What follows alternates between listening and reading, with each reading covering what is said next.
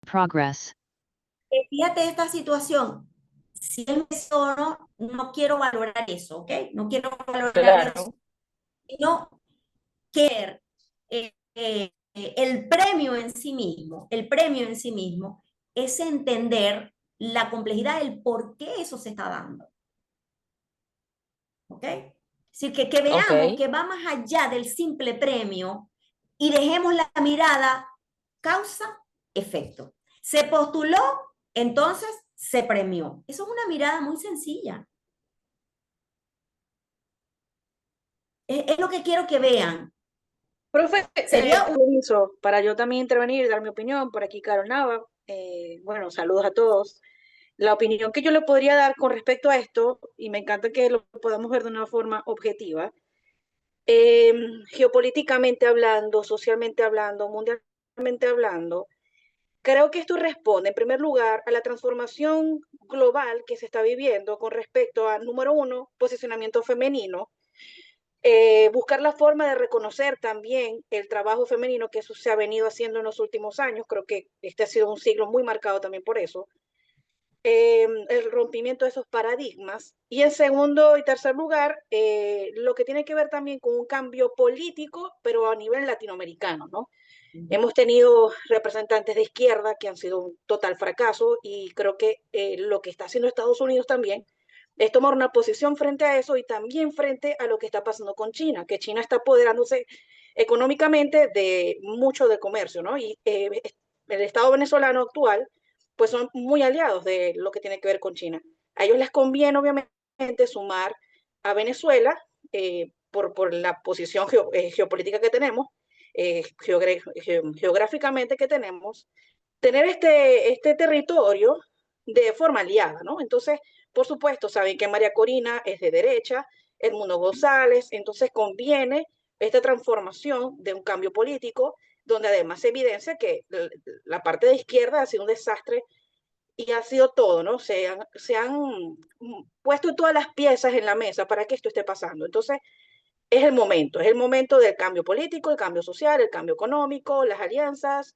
Esto no es porque Trump nos está salvando, no. Esto responde a muchísimas cosas y se alinearon, ¿no? Se están alineando, además que por supuesto el trabajo que han hecho ellos estratégicamente hablando, en cómo ellos han, bueno, desde hace meses se han vinculado de forma política en alianzas internacionales. Edmundo González, que es un diplomático, entonces ellos han podido en poco tiempo lograr estas fuerzas políticas internacionales para hacer las cosas de forma pacífica, y también eso responde a eso, ¿no? Es como que el reconocimiento de que esta mujer esté dando la cara a hacer las cosas de una forma diferente. Entonces, eso, bueno, hay que aplaudirlo, ¿no? Perfecto.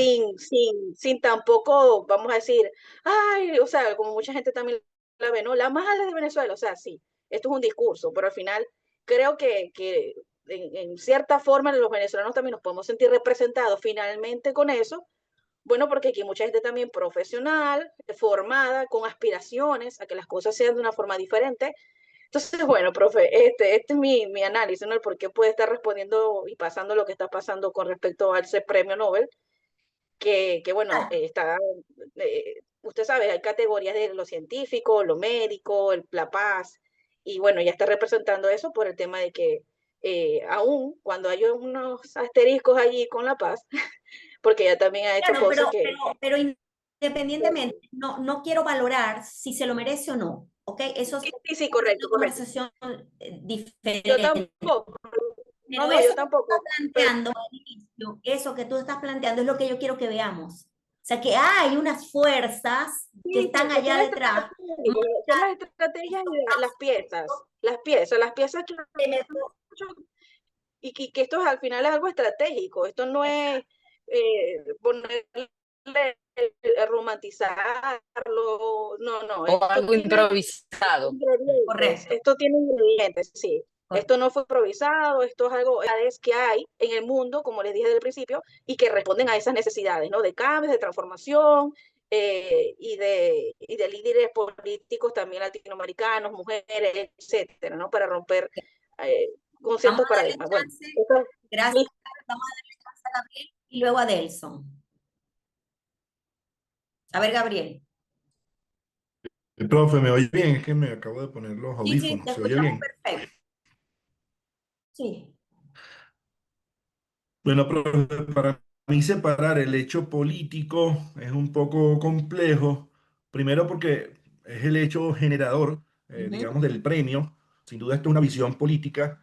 eh, si bien trasciende al hecho político proselitista, ¿no? ujú. De un partido o de una causa local, es un tema político. Sí, Yo claro. si bien creo que hay una estrategia mundial del mundo democrático, que bueno, que no se queda de brazos cruzados y que así como actúan de repente en organismos multilaterales a nivel internacional, como la ONU, como la OEA, también hay fuerzas, pues, académicas, la iglesia, o sea, las fuerzas vivas de la sociedad en el mundo se organizan y actúan Ujú, en función de sus correcto. intereses, ¿ok?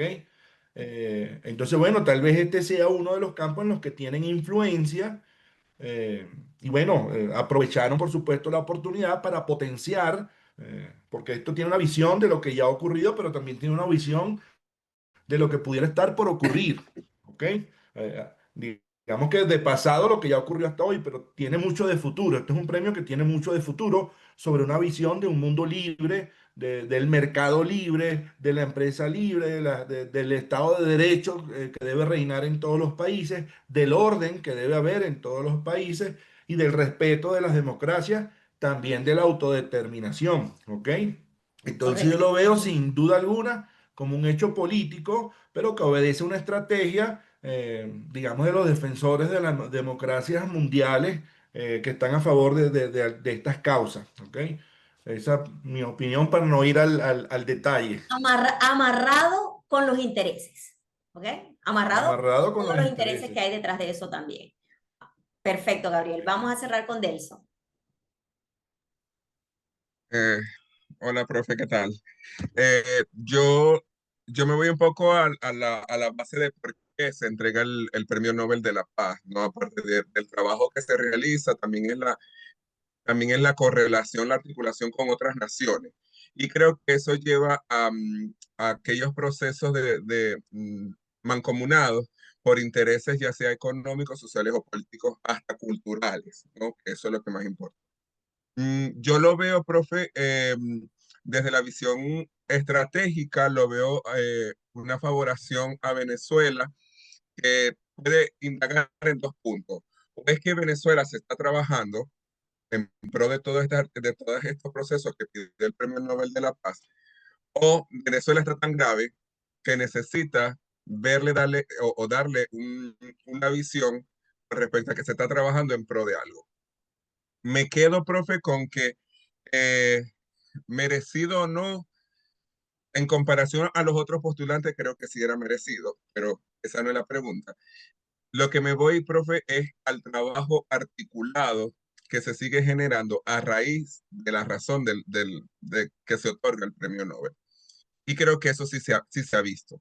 Otras naciones se han interesado por articularse con Venezuela, no tanto por beneficio económico social, sino en apoyo a la situación que se está viviendo. Entonces, va más por allí esa situación política social. Pero sí vimos entonces que hay detrás de eso toda una serie de fuerzas que se están moviendo y que no podemos seguir con la mirada lineal, sino que estamos en un mundo que pasó de ser complejo a ser caótico, inestable, frágil, las cosas que creemos que están con cierta fortaleza en términos de medidas internacionales, de decisiones. Todos los días nos despertamos con una decisión nueva de Estados Unidos en materia migratoria o en cualquier otra materia económica, estableciendo aranceles, quitando los aranceles, los vuelven a poner, se los vuelven a quitar, y eso afecta a las organizaciones en términos generales. Entonces, lo que quiero es que veamos cómo el mundo está de caótico y cómo las organizaciones están afectadas, cómo nuestras organizaciones de repente no tienen los proveedores tradicionales con los cuales podían generar sus procesos y generar productos u oferta de servicios. Y han tenido que migrar a otro tipo de proveedores, por solo decir algo, porque los cambios han venido en avalancha y va uno detrás de otro. Entonces, bueno, comenzamos caliente con esta clase Y vamos a comenzar entonces con el contenido porque tenemos bastante y hay por ahí una actividad en equipo que quiero que hagamos en clase. Vamos a darle. Gracias por su participación.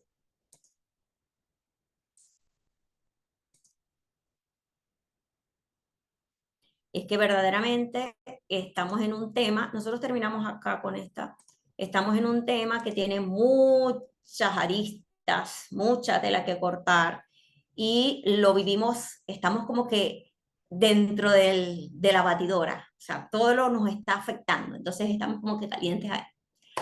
Terminamos con esta lámina en la clase pasada, donde hablábamos de la resistencia al donde provenía esa resistencia al cambio.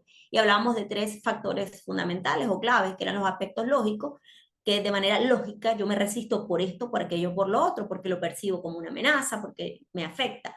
El aspecto psíquico, que tiene que ver con la individualidad, y los aspectos sociológicos, que tienen que ver con la respuesta colectiva frente a los cambios, y que pueden llevar a frenarlos, es decir, me resisto. En ese sentido, ¿qué hacer? ¿Cómo nosotros podemos actuar? ¿Qué medidas podemos tomar? Y creo que el planteamiento de Kotter y Schlesinger del 79 son autores clásicos en el tema del cambio. Nos abre una ventana bien amplia para generar desde la planificación estratégica programas de cambio. Recuerden, todo desde el punto de vista administrativo está relacionado a lo que es la puesta en escena, la puesta en práctica de la administración, que no es más que la planificación, es decir, planificación, organización, dirección y control, es decir, el proceso administrativo en acción. Ahora, que lo veamos desde una mirada estratégica, porque es una visión renovada que viene cada vez puliéndose más con distintas herramientas. Si yo planifico con esa mirada del largo plazo el cambio que voy a ejecutar dentro de las organizaciones, yo puedo establecer programas para generar ese cambio. Obviamente, habrá cambios que simplemente se nos imponen, como fue la pandemia. Fue algo impuesto que no nos dio tiempo y allí no podemos hablar de una planificación, pero sí tenemos programas que vienen caminando y se nos presenta una eventualidad como esta, podemos ajustar. Y ellos hablan de la educación y la comunicación. Qué importante es que yo, desde el elemento propositivo como gestor del cambio, los gestores del cambio pueden externos e internos. Si yo soy el gestor del cambio desde el departamento X, Y o Z, educar y comunicar, pero sobre todo iniciar por comunicar el cambio. ¿Por qué? Porque cuando yo comunico, cuando yo aclaro, cuando yo le doy la información a las personas, ese nivel de ansiedad que nosotros sentimos frente al cambio se va minimizando, se va bajando. Es decir, que haya una comunicación de arriba hacia abajo, pero que también yo de arriba sepa escuchar ese feedback. Es decir, que también vaya de abajo hacia arriba.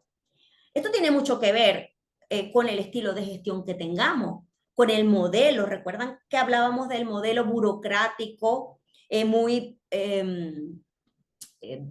piramidal, en el cual los estilos de gestión son más autocráticos? Entonces impongo, y obviamente si yo impongo el cambio y no lo comunico y no lo aclaro, lo primero que voy a encontrar es la resistencia, porque es natural frente a la incertidumbre, yo me resisto. Si yo no conozco, yo quiero mantenerme en el status quo, yo quiero mantenerme aquí en lo que yo considero que es mi espacio de seguridad. Entonces, educar y comunicar. Generar, eso sería un programa, es decir, un programa en el que yo establezco cómo yo voy a comunicar el cambio, hacer reuniones con el personal, con distintas áreas, luego unirlos a todos, explicarles qué se va a hacer, darles charlas, es decir, ir de una manera en un programa paulatino para ir informando y que la gente vaya despejando dudas sobre ese proceso y que se vaya alineando a ese cambio. Yo lo viví en una empresa donde se hizo un proceso de certificación de la norma ISO. Y fue fantástico porque hubo todo ese proceso de comunicación al personal con un trabajo con una empresa externa que llevó todo digamos, todo el lineamiento y el equipo de talento humano se afianzó en ese programa que se montó y fue por etapas.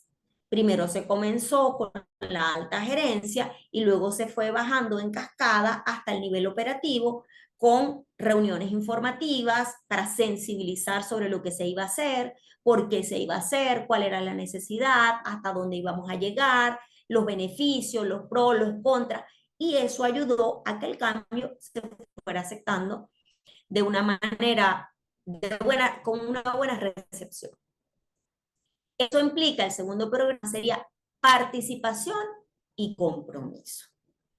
Cuando tú incluyes a la gente, tú le estás dando responsabilidad y lo estás haciendo actor de esa actividad y la gente se siente tomada en cuenta, se siente importante y por lo tanto se siente comprometida. Que cuando es diferente, cuando tú aíslas a la gente y haces como lo que se llama comúnmente un cogollito, que es el que lleva todo y los demás comienzan a ver con recelo lo que están haciendo eso y por qué a mí no me toman en cuenta y por qué a mí no me dicen, ajá, y por qué yo no puedo hacer algo y por qué no toman mi opinión. Entonces, si tú como parte de tu programa generas, obviamente, esa participación dependerá de en cuánto tiempo quieres lograr, porque si comienzas a involucrar también a todo el mundo, va a ser muy costoso el programa y va a ser muy lento. Entonces, ahí hay que ir midiendo en función de lo que nosotros queremos, cuál es el cambio que se quiere instaurar, y allí vamos a ir viendo cuál de estos programas podemos hacer mucho más profundo y cuál puede ser mucho más corto. Pero básicamente es que yo pueda incluir sobre todo a esos individuos o a esos grupos que me pueden sabotear la generación del cambio dentro de las organizaciones. Nosotros siempre identificamos líderes que no son líderes por el cargo, sino que son liderazgos naturales que tienen gran influencia en los equipos de trabajo. Entonces, identificarlos e incluirlos dentro del proceso para ganarlos a nuestro favor.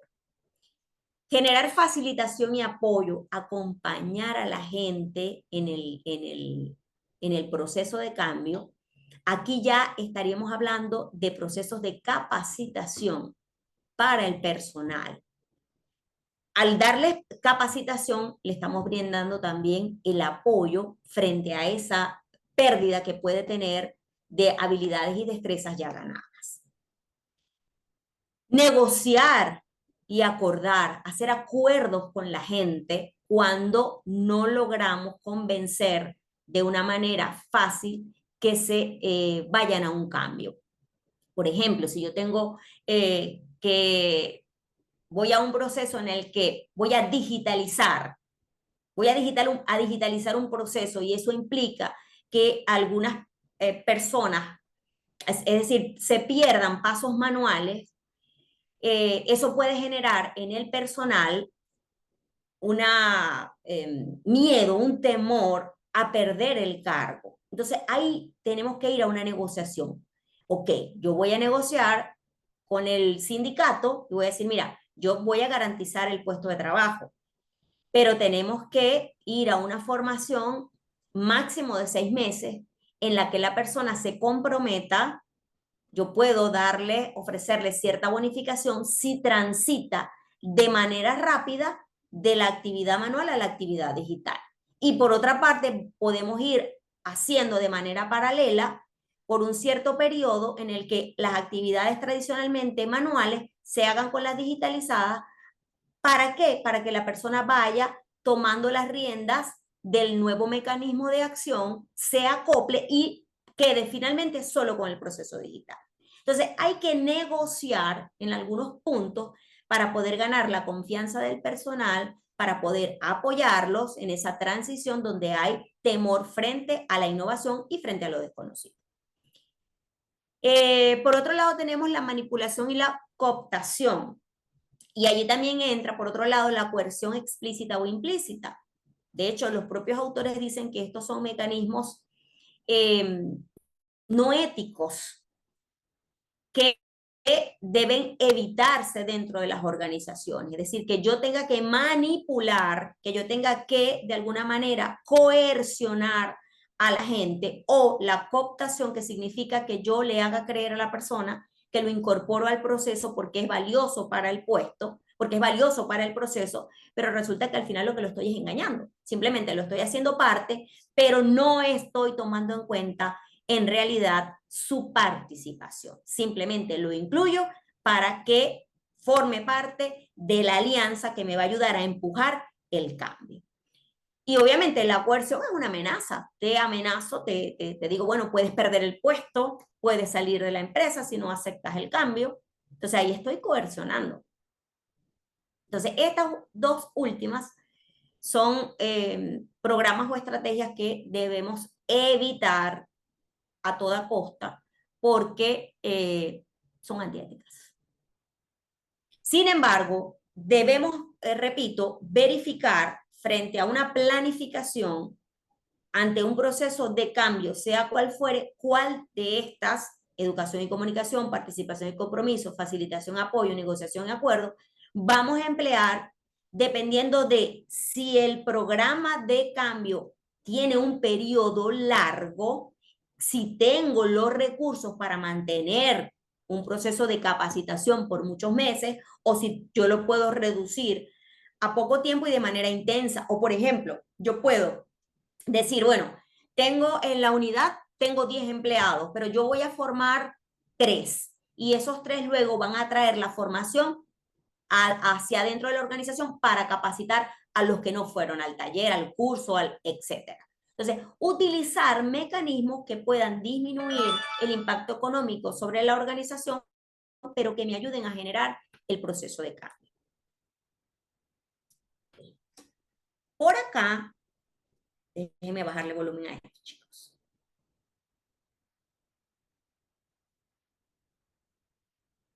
Por otro lado, tenemos acá las posiciones de las personas ante el cambio. Es una visión en la que se dice que las personas pueden tener 4 posturas frente a un proceso de cambio. Se llama las 4A del cambio. Es decir, reacciones ante un cambio que describe diferentes niveles de compromiso y de recursos. Va a estar condicionada por los recursos disponibles y por la flexibilidad que yo tenga ante el cambio. Tenemos la reacción de adaptarme, la reacción de amansar, la reacción de aguantar o la reacción de abandonar. En el primer caso, me adapto. En este caso, es la acción de ajustarse y acomodarse activamente a al cambio, a las nuevas circunstancias, a las nuevas condiciones laborales, lo que sea. Yo allí muestro que tengo flexibilidad, la disposición para aceptar el cambio, porque además manejo los recursos para hacerlo. Y eso tiene que ver con recursos materiales, pero también con recursos que tienen que ver con mi capacidad emocionales, psicológicos para yo aceptar el cambio. Entonces, simplemente llego al cambio, no me genera para mí mayor problema y mi postura es, me adapto. Yo me adapto al cambio, no tengo rollo.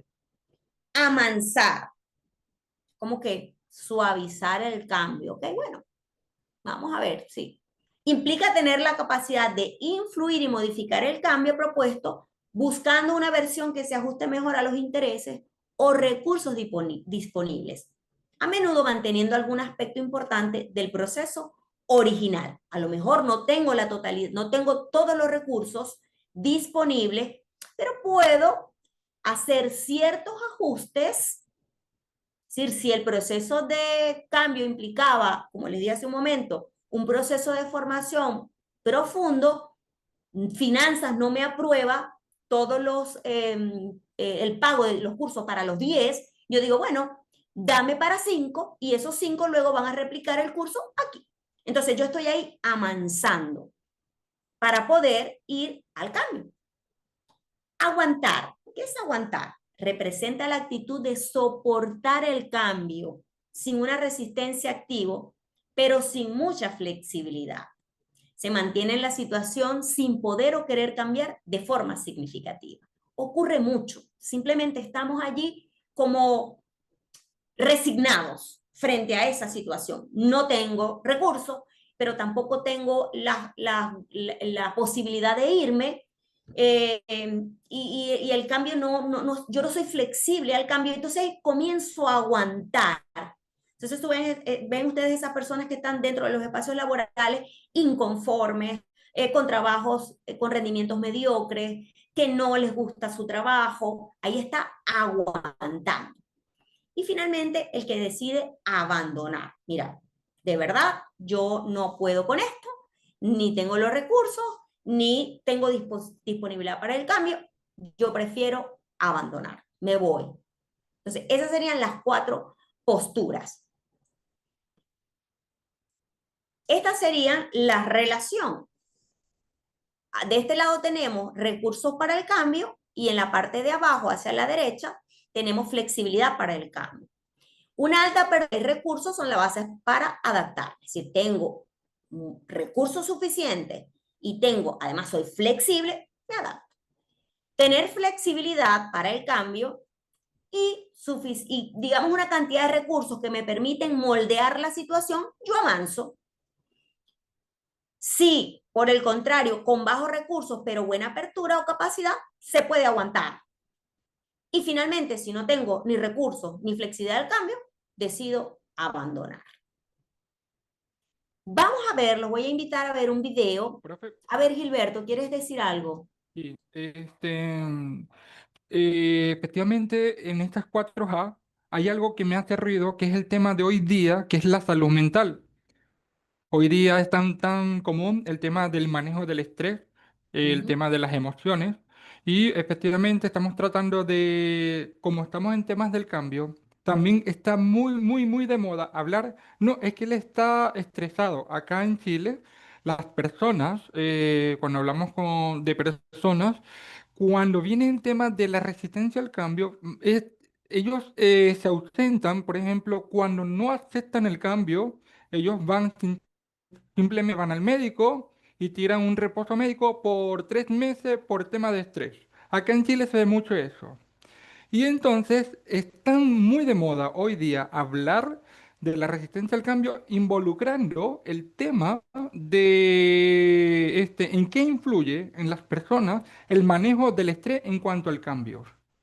Entonces, me gustaría tocar ese tema porque están muy de moda hoy día hablar, no, es que el estrés, incluso, y mi colega de al lado está de reposo médico por estrés.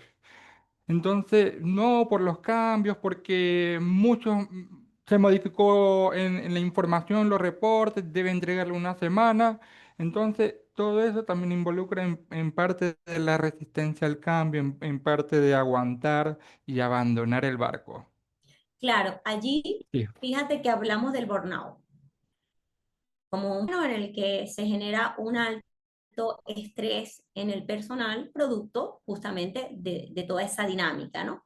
Pero aquí tenemos que, volvemos con el contexto, es decir, que la parte legal o el contexto legal en Chile y lo que se establece dentro de su marco laboral como protección, y ellos tienen esa prerrogativa, fíjate, van y lo suspenden.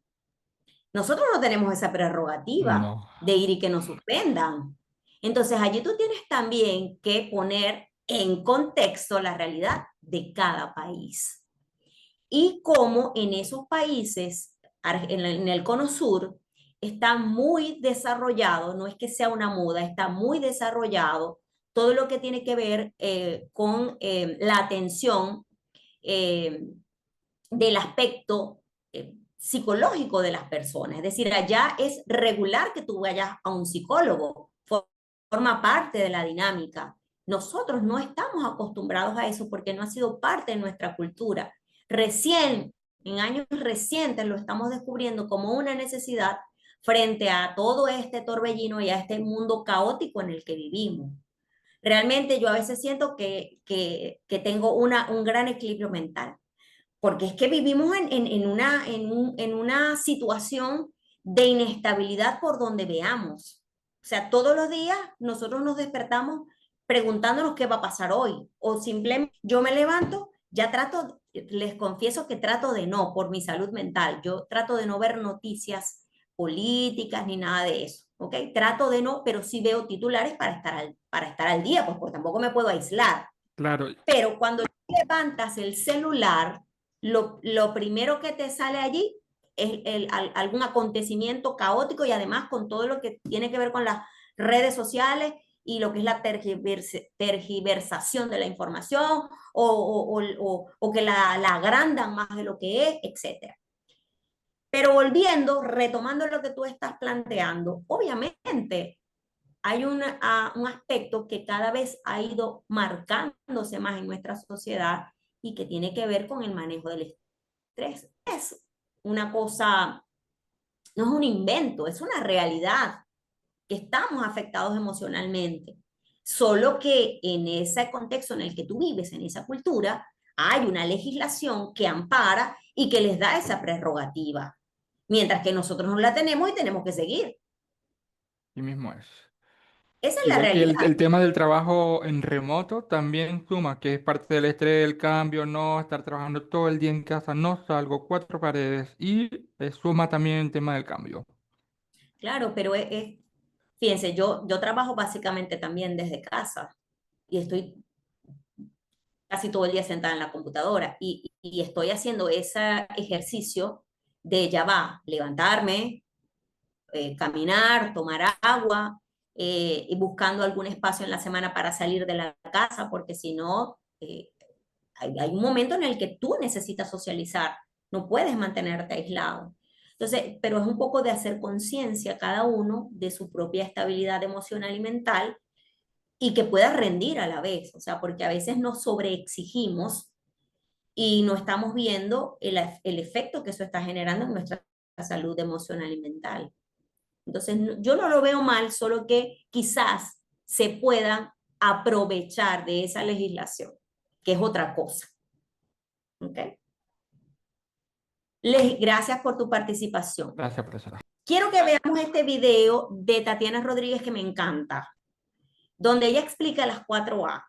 Esta autora se las recomiendo porque es que tiene una capacidad para hacerte llegar la información fantástica y es experta en el tema del cambio. Vamos a ver si lo podemos.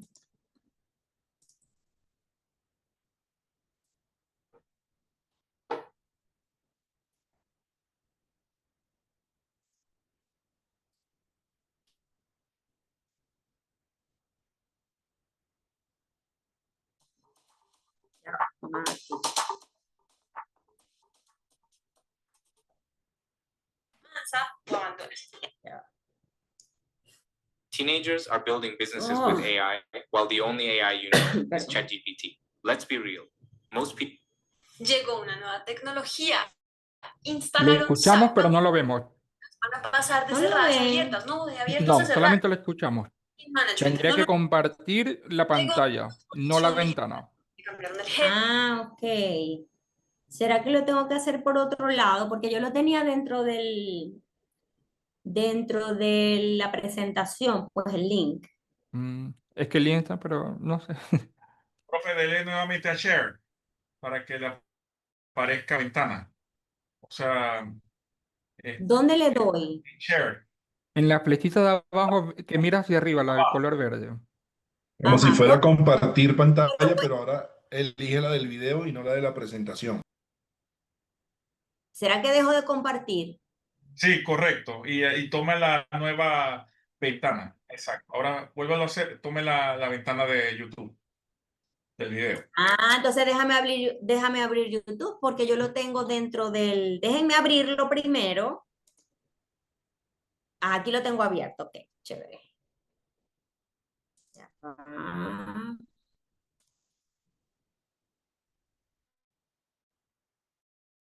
Muchas gracias. Ok.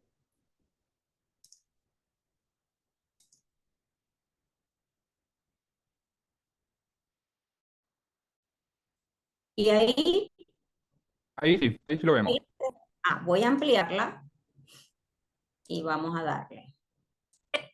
Llegó una nueva ¿Ahora? tecnología, instalaron SAP, vamos a cambiar las oficinas, van a pasar, vamos a hacer Lean Management, no, Six Sigma. Llegó la transformación digital, te cambiaron el jefe, te cambiaron al equipo, cambio organizacional. No estoy hablando de cambiar las flores de un florero, aunque eso evidentemente puede no ser tan fácil. Estoy hablando de cambios difíciles, cambios como los que Hayek y Zielinski le llaman cambios adaptativos. En caso de que no me hayan escuchado hablar de eso, tengo unos videos al respecto. En estos cambios costosos, en mi investigación encontré que la gente toma 4 caminos o se encuentra como en 4 posiciones diferentes. La gente o se adapta, o abandona, o amansa, o aguanta. Las 4 A's. Quédense conmigo, les explico cada una de esas y al final voy a dar algunas estrategias para manejar esto. Les aseguro que si ustedes están manejando cambio organizacional o pasando por cambio organizacional, esto les puede servir. Vamos entonces por partes.